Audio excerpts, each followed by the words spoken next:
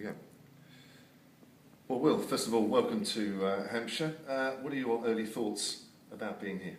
Oh, it's great to be here. We've come down with the wife for the last few days and house hunting and things like that. So we're getting accustomed to the area. It's lovely. There are many places that I'm sure we could settle ourselves, and it's noticeably warmer as well than up north, which is a good thing. And obviously, just being here, I mean, I've seen the ground obviously when I've played here and things, but it's really sort of brought it home coming here to see it again, and just what a special place it is. So I'm really excited to be here. It's obviously early days, and the season's just finished, but I can't wait to get going, really. And it's next few months I'll be wishing away so we can get started.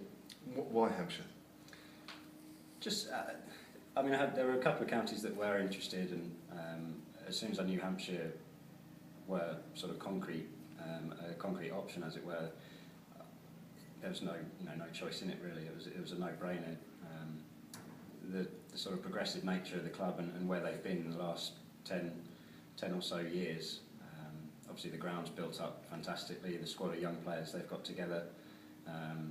Giles White as coach, Jimmy Adams captain, two guys who are absolute rock-solid characters, and obviously every time I've met them I've been nothing but impressed by them. So it really was just a very simple decision, really, to come down here. It's probably a stage in my career where I feel I'm just about to hit probably, or hopefully, the peak years of my career as a batsman, and to come here and what is obviously a fairly decent batting wicket as well, that swayed my decision slightly.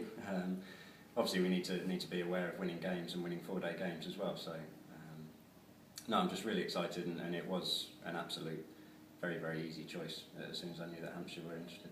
You've won the title, though, 4 times in your career, and yet, let's be honest, Hampshire at the moment are a long way off that. Well, they are and they aren't. I think they've, obviously in second division you feel as if you're a long way off, but all it takes is one good year of getting sort of the 4-day cricket ethos together, and then you see it so many times, teams get promoted from that second division, and then because they've figured out a way of playing it and a momentum, as soon as they start the next year in first division, they sort of carry on that progress as well. So while it looks on paper as if they're far away, I don't think they are, really, especially with the squad of young players they've got here. They're obviously highly skilled, highly motivated young players, so in the one-day arena they've performed brilliantly and had quite a fair bit of success. So it's just a case of sort of maybe honing those skills and directing them in a certain way to translate that to 4-day cricket. So I mean, that's part of the challenge as well, in that I've had some success in 4-day cricket, but I've not had success in one-day cricket, really, as a player. So it's a great place to come, because the one-day cricket here is so good, and hopefully I can slot into that.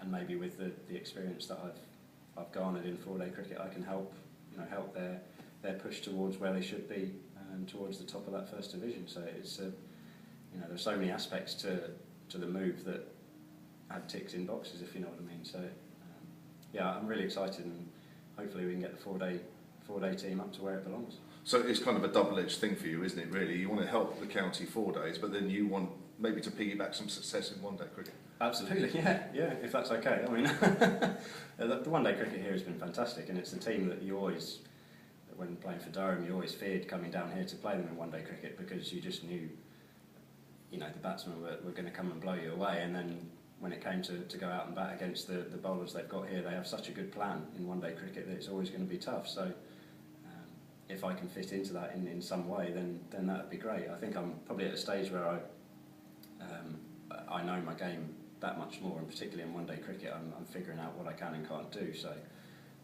I think me as a cricketer is probably well suited to one-day cricket they play down here. So yeah, if they can slot me in somewhere in that one-day side, that would be great, because they've obviously had a fair amount of success, and I'd like to taste some of that. So how did it all sort of come to an end at Durham? Well, it was tricky enough, really, because they've had financial problems, so it's probably just a poor sense of timing, really, that I was out of contract this year, and there was a lot of indecision, really, about what was going to happen. And I thought, well, I'm at a stage in my career now where I need to get the next 5-6 years of my career and my life right for myself and my family, and I just felt that the need to be proactive about that, and not really rest on and rely on what other people were going to do. I felt that it was just a time where I had to be really take the bull by the horns, as it were. And I mean, whether a contract or not would have come at Durham, I don't really know. But you know, it's a move that has really given me so much excitement and refreshed things for me that yeah, it was just a very, very easy decision, really. So before the money troubles up there, did you see yourself finishing your career at Durham? Possibly, that may well have happened in a parallel universe, maybe. But you could, I mean, you can't live your life like that. I don't think you can't really think that have a path mapped out for the next 10 years. You really have to just take what's in front of you in the next, you know, shorter period of time. It would have been silly for me and probably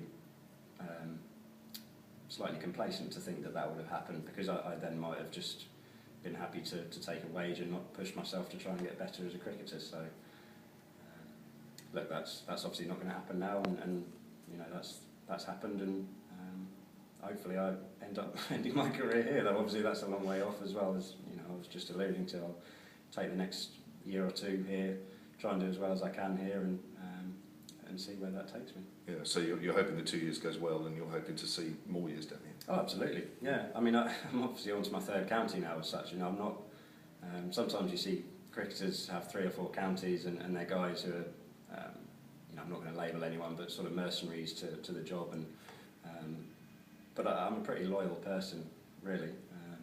And when things are right for me and those around me, then you know, I'll stick with that and stick by my guns, really. So yeah, if I can perform well here, and I mean, it seems a club that is loyal to people who give their all.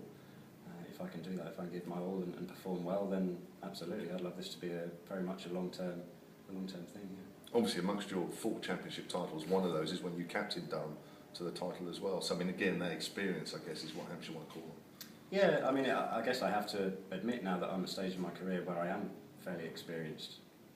I still feel young enough to contribute, you know, in the field and things. But I think in terms of age and what I've done in the game, I guess I am, and I have to use that to my advantage, definitely.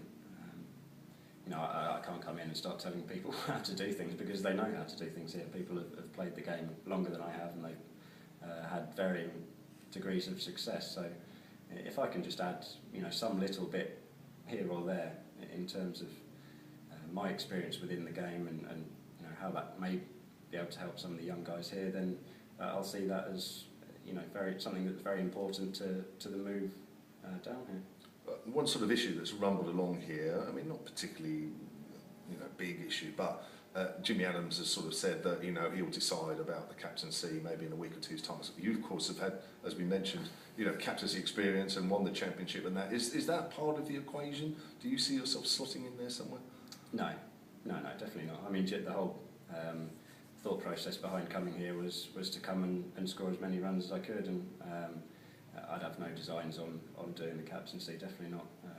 I mean, if it came about in, say, 3, 4, 5 years' time, and I'd established myself here, then great. But that's a long, long way off. You know, I'm very happy to come here and muck in and do as much as I can.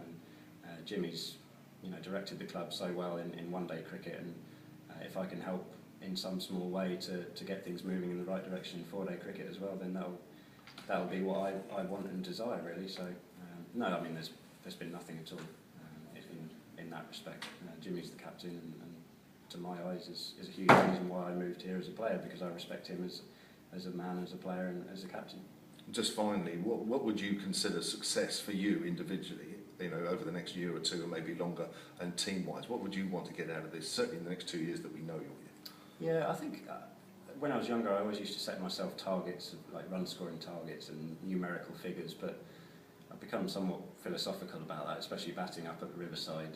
You can't set yourself targets, you just have to do your best each time, because it is bowler-friendly, and you know, in some respects here it's not as bowler-friendly, so I'd obviously like to score more runs than I have done with Durham. And that said, you know, being in Division 2 in the first year, hopefully that will help as well, though not expecting it to be any easier, really, because there are still some good bowling attacks around. I think just, it sounds pretty generalised, but just to slot in, like I said, in that one-day team somewhere, and add, you know, if I can, into that one-day atmosphere, which is already at such a high level. And in the four-day cricket, just be someone who, I guess, as a batsman and as a player and as a teammate, can add to and help guys figure out how to go about four-day cricket. I mean, it's not so long ago that Hampshire were at the top of the first division competing, and obviously you had guys like, you know, Shane Moore and Dimi Mascarenhas, Nick Pothos, who have done so much for the club in four-day cricket. You know, if in 3 or 4 years' time I can be considered in, you know, somewhat the same breath as, obviously I've got a long way to go before I replicate what those guys have done, but if I can be considered as someone who has helped the club to attain a good level in four-day cricket and some kind of tangible success, then that will be, you know, a target for me, definitely.